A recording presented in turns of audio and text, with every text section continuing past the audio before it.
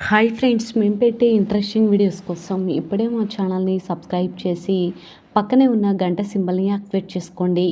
అలా చేయడం వల్ల మేము పెట్టే ప్రతి ఒక్క వీడియో నోటిఫికేషన్ మీ వరకు ఈజీగా వచ్చేస్తుంది. ఇక లేట్ చేయకుండా వీడియోలో ఏం జరుగుతుందో చూసేయండి.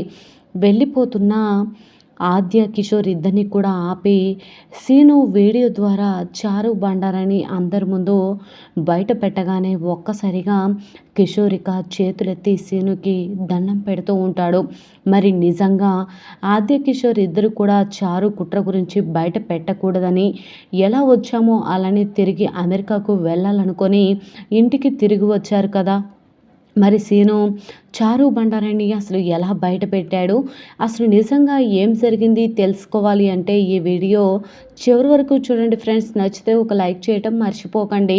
ఇక లేట్ చేయకుండా వీడియోలో ఏం జరుగుతుందో చూసేయండి.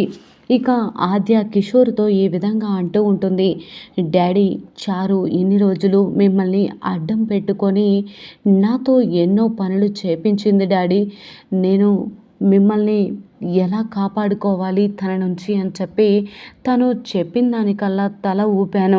ఇక మీరు నాకు దూరం అయితే నా కళ్ళల్లో కన్నీళ్ళు కూడా లేవు డాడీ అని చెప్పేసి ఆద్య ఏడుస్తూ ఉంటే, సరేనమ్మా మనమిక ఇక్కడ ఉండడం ఎందుకు, సీనుని పెళ్లి చేసుకోవాలన్న నీ కోరిక కూడా చచ్చిపోయింది కదా అని ఈ విధంగా కిషోర్ అంటూ ఉంటే, అవును డాడీ మనమిక ఉండొద్దు, మీరు ఎప్పుడైతే తిరిగి వచ్చేస్తారో ఆ క్షణమే మనం తిరిగి అమెరికాకు వెళ్ళాలని నేను అనుకున్నాను. కానీ మీరు ఎన్ని రోజులు నా కంట పడలేదు. మీరు నాకు దొరకటం నా అదృష్టంగా భావిస్తున్నాను డాడీ. నేను ఇద్దరం కలిసి అందరికీ కూడా దూరంగా వెళ్ళిపోదాం. ఎవరి జీవితాలలో వాళ్ళు సంతోషంగా ఉండాలి. మనం మధ్యలో వచ్చిన వాళ్ళ మధ్యలోనే వెళ్ళిపోవాలి డాడీ అని చెప్పి అంటూ ఉంటే ఆదిని పట్టుకొని కిషోర్ చాలా బాధపడుతూ ఉంటాడు. ఇకపోతే ఇంటికి వచ్చిన చారు అటు ఇటు తిరుగుతూ చాలా కంగారు పడిపోతూ ఉంటుంది. ఇప్పుడు ఆద్య కిషోర్ని తీసుకొని నేరుగా ఇంటికే వచ్చేస్తుంది. ఇప్పుడు ఎలా అని చెప్పేసి ఆలోచిస్తూ జరిగిందంతా కూడా గుర్తు చేసుకుంటూ ఉంటుంది. ఇక నేను నిజంగా ఇప్పుడు చెప్పాను కాబట్టి సరిపోయింది. ఖచ్చితంగా ఏం జరుగుతుందో ఏమో. నేను నాన్నని ఇద్దరిని కూడా నన్ను నాన్న ఇద్దరిని కూడా ఆద్య గుర్తుపట్టలేదు కదా. ఒకవేళ గుర్తుపడితే నా బండారం మొత్తం బయట పడేస్తుంది. ఇప్పుడు ఎలా అని చెప్పేసి అటు ఇటు ఇంకా తిరుగుతూ ఉంటుంది.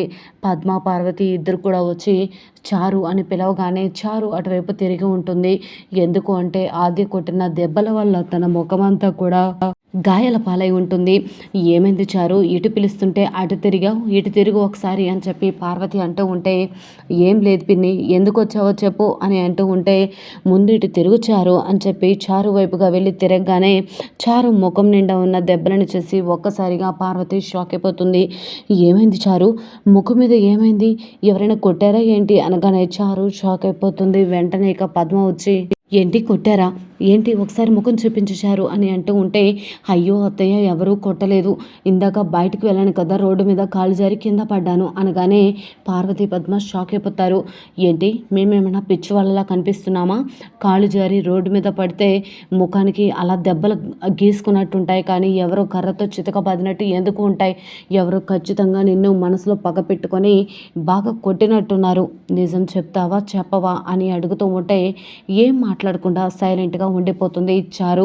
ఇప్పుడు ఇదంతా ఎందుకు, అసలు మీరు ఎందుకు వచ్చారో చెప్పండి అనగానే, ఆయన ఉదయం కిషోర్ గురించి ఎందుకు అడిగావు, అదుగో కిషోర్ వస్తున్నాడు అని చెప్పి ఒక్కసారిగా పద్మ పార్వతి ఇద్దరు కూడా ఆదితో కలిసి వస్తున్న కిషోర్ని చూసి షాక్ అయిపోతారు. అందరూ కూడా అలా హాల్లోకి వెళ్ళిపోతారు. ఆద్య కిషోర్ లోపలికి రాగానే సుందరమ్మ ఎదురుగా వెళ్ళి, కిషోర్ వచ్చాడు జానకి రఘు అని చెప్పి అందరినీ కూడా కేకలు వేస్తుంది. చారు ఒక్కసారిగా షాక్ అయిపోతుంది. ఇప్పుడు కానీ ఆద్య వాళ్ళ నాన్న నా గురించి మా నాన్న గురించి బయట పెడితే కొంపలు అంటుకుపోతాయి. ఇప్పుడు ఎలా ఏం చేయాలి అని చెప్పి అటు ఇటు తిరుగుతూ చాలా కంగారు పడిపోతూ ఉంటుంది. వెంటనే ఇక దేవుడా నా గురించి బయట పెట్టకుండా నువ్వే చూసుకోవాలి అని చెప్పి చెప్పి హాల్లోకి వెళ్ళిపోతుంది అందరితో పాటు చారు కూడా. ఇకపోతే కిషోర్ రాగానే, ఏమైంది కిషోర్, ఇన్ని రోజులు ఎక్కడికి వెళ్ళావు? ఆ రోజు పెళ్లి రోజు అనగా వెళ్ళావు, ఇంతవరకు జాడా లేవు.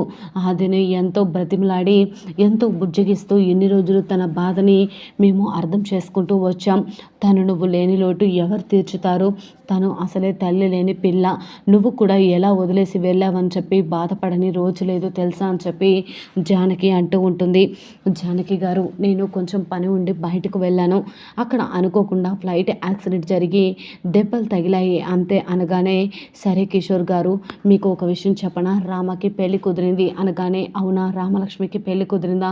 కంగ్రాట్స్ అమ్మా అనగానే, చాలా థ్యాంక్స్ బాబాయ్ అని చెప్పేసి అంటూ ఉంటుంది. వెంటనే ఇక ఆద్య ఇలా అంటూ ఉంటుంది, డాడీకి చాలా పనులు ఉన్నాయి కదా పెద్దనాన్న, డాడీతో పాటు నేను కూడా అమెరికాకు వెళ్ళాలని నిర్ణయించుకున్నాను అనగానే ఒక్కసారిగా రఘురామ్ షాక్ అయిపోతాడు. అదేంటి కిషోర్ గారు, కొన్ని రోజులు రెస్ట్ తీసుకున్నాక ఆ తర్వాత వెళ్ళొచ్చు అనగానే, లేదు రఘురామ్ గారు, ఇప్పటికే నాకు వర్క్ చాలా పెండింగ్ ఉండి ఉంటుంది కదా, నేను ఎక్కడికి వెళ్ళానో తెలియక అక్కడ కంపెనీ వాళ్ళంతా చాలా కంగారు పడిపోయి ఉంటారు. నేను వెళ్ళి చాలా పనులు చూసుకోవాలి.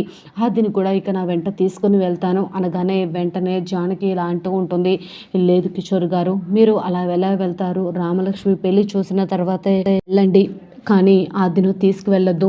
ఆద్యని ఎలా తీసుకొని వెళ్తారు?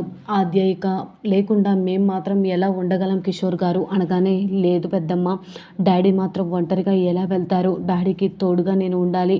డాడీని జాగ్రత్తగా నేను దగ్గరుండి చూసుకోవాలి. డాడీకి కూడా నేను తప్ప ఎవరున్నారు పెద్దమ్మ అని చెప్పి ఈ విధంగా అంటూ ఉంటే వెంటనే ఇక చారు మాత్రం చాలా మురిసిపోతూ ఉంటుంది.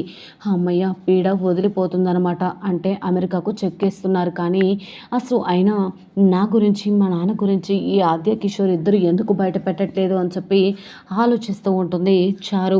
ఇకపోతే సీను ఇక, ఎక్కడికి వెళ్తావు ఆద్య అని అంటూ ఉంటే, వెళ్ళక తప్పదు కదా సీను అని చెప్పి అంటూ ఉంటే, ఏంటి ఆద్య వెళ్ళిపోతుంటే నీకు బాధగా ఉందా అని చెప్పి చారు అందరి ముందు సీనుని నిలదీసి అడుగుతూ ఉంటుంది. అవును, ఆద్యని నేను ప్రాణంగా ప్రేమించాను కదా, ఆద్య కూడా నన్ను ప్రాణంగా ప్రేమించింది. నా బాధ ఆద్యకు, ఆద్య బాధ నాకు అర్థమవుతుంది. అంతేకాని నిన్ను పెళ్లి చేసుకోవడం ఇష్టం లేదని చెప్పినా కూడా నువ్వు కావాలని నన్ను పెళ్లి చేసుకొని ఎంతో ఇబ్బంది పెట్టావు. అలాంటిది నీకు ప్రేమ అంటే ఏం అర్థమవుతుందిలే అని చెప్పి సీను అంటూ ఉంటే, ఏంట్రా సీను, ఏం మాట్లాడుతున్నావు అని అంటూ ఉంటే రఘురామ్ కూడా అలానే చూస్తూ ఉంటాడు. వెంటనే నన్ను తప్పుగా అపార్థం చేసుకోవద్దు మామయ్య అని చెప్పి అక్కడి నుంచి వెళ్ళిపోతూ ఈ విధంగా అంటూ ఉంటాడు. అయినా అసలు ఇన్ని రోజులు కిషోర్ మామి ఎక్కడికి వెళ్ళారో మీకు తెలియదు కదా, ఇదిగో వీడియో చూడండి అని చెప్పేసి వెంటనే ఇక హాస్పిటల్లో చారు ఇక కిషోర్ వీడియోని తీసింది అంతా కూడా ఫోన్లో చూపించి ఒక్కసారిగా చారుకి సీను షాక్ ఇచ్చాడని చెప్పుకోవాలి.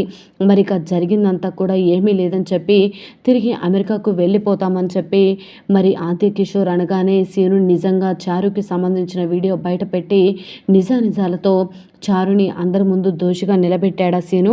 నిజంగా అదే జరిగితే చారు పరిస్థితి, తన తండ్రి పరిస్థితి ఏమవుతుంది, నిజంగా ఏం జరుగుతుంది అనేది చూడాల్సిందే.